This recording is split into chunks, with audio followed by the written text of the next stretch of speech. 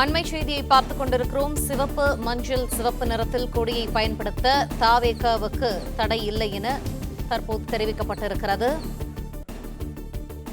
சிவப்பு, மஞ்சள், சிவப்பு நிறத்தில் கொடியை பயன்படுத்த தவேகாவுக்கு தடை விதிக்க மறுக்கப்பட்டிருக்கிறது. இது தொடர்பான அண்மை செய்தியை பார்த்துக் கொண்டிருக்கிறோம்.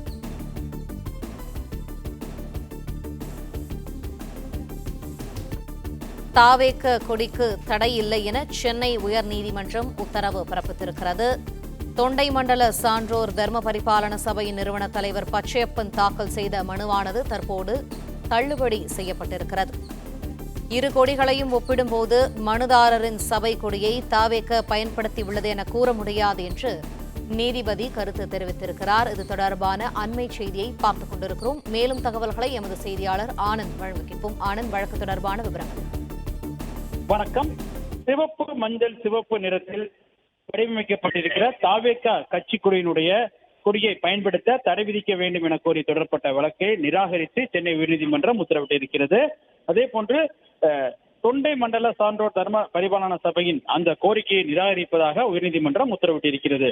இது தொடர்பாக தொண்டை மண்டல சான்றோர் தர்ம பரிபாலன சபையின் நிறுவன தலைவர் பச்சையப்பன் என்பவர் சென்னை உயர்நீதிமன்றத்தில் தாக்கல் செய்துள்ள வழக்கில் தங்கள் அமைப்பை கடந்த 2023ஆம் ஆண்டு பதிவு செய்திருப்பதாகவும் இது தங்களுக்கான தங்களோட அமைப்பின் கொடிகளை சிவப்பு, மஞ்சள், சிவப்பு நிறத்தில் உருவாக்கி இருப்பதாகவும், ஆனால் தமிழக வெற்றி கழகத்தின் கொடி தங்கள் கொடியை ஒத்து இருப்பதால் அதற்கு பயன்படுத்த தடை விதிக்க வேண்டும். இரு கொடிகளும் ஒப்பிடும்போது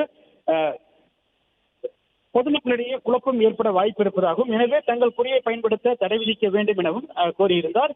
இந்த வழக்கை இந்த இறுதி விசாரணைக்காக நீதிபதி செந்தில்குமார் ராமமூர்த்தி முன்பாக விசாரணைக்கு வந்தது. அப்பொழுது தமிழக வெற்றி கழகத்தின் சார்பில் ஆஜராயிருந்த மூத்த வழக்கறிஞர் விஜய் நாராயணன் இந்த இரு கொடிகளுக்கும் வேறுபாடுகள் இருப்பதாகவும், இதில் எந்த விதமான குழப்பமும் இல்லை எனவும், அதே போன்று பதிப்புரிமை சட்டம் மற்றும் காப்புரிமை சட்டத்தின்படி எந்த விதமான உத்தரவும் பிறப்பிக்க முடியாது எனவும் தெரிவிக்கப்பட்டது. தங்கள் கட்சி அரசியல் கட்சி எனவும் அவர் தரப்பில் வாதிடப்பட்டது. அதே போன்று மனுதாரர் தரப்பில் ஆஜராயிருந்த வழக்கினர் இருவருக்கும் கலர் ஒரே போன்ற ஒத்த கலர் உள்ளதால் பொதுமக்களிடையே குழப்பம் ஏற்பட வாய்ப்பு இருப்பதாக தெரிவிக்கப்பட்டது. இதனையடுத்து அனைத்து தரப்பு வாதங்களுக்கு பிறகும் உத்தரவிட்ட நீதிபதி செந்தில்குமார் ராமமூர்த்தி இந்த வழக்கை பொறுத்தவரை இரு கட்சி கொடிகளுக்கும் இடையே பல்வேறு வேறுபாடுகள் இருப்பதால் இதில் எந்த விதமான ஒற்றுமையும் இல்லை எனவும், எனவே இந்த கோரிக்கைகளை நிராகரிப்பதாகவும் தெரிவித்தார். மேலும் இரு கொடிகளை ஒப்பிடும் பொழுது தவேகா கொடி மக்கள் மத்தியில் குழப்பம் ஏற்படுத்தும் என்று கூற முடியாது எனவும்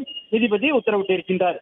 இரு கொடிகளும் ஒப்பிடும் பொழுது மனதாரனுடைய அந்த சபை கொடியை தமிழக வெற்றி கழகத்தினுடைய கொடி பயன்படுத்தியுள்ளது என்று கூற முடியாது எனவும் நீதிபதி தெரிவித்திருக்கின்றார். மேலும் 80 லட்சம் உறுப்பினர்களை கொண்ட தமிழக வெற்றி கழகத்தினுடைய கொடியை ஒத்து இருப்பதாக கூறும் மனதாரனுடைய அந்த கூற்றை ஏற்க முடியாது என தெரிவித்த நீதிபதி இதே தமிழக வெற்றி கழகத்தினுடைய கொடியை பயன்படுத்த தடை விதிக்க வேண்டும் என்ற கோரிக்கையை நிராகரித்து உத்தரவிட்டிருக்கின்றார். நன்றி ஆனந்த், விரிவான தகவல்.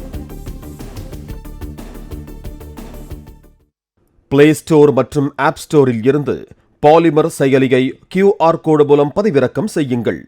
செய்திகளை உடனுக்குடன் பெறுங்கள்.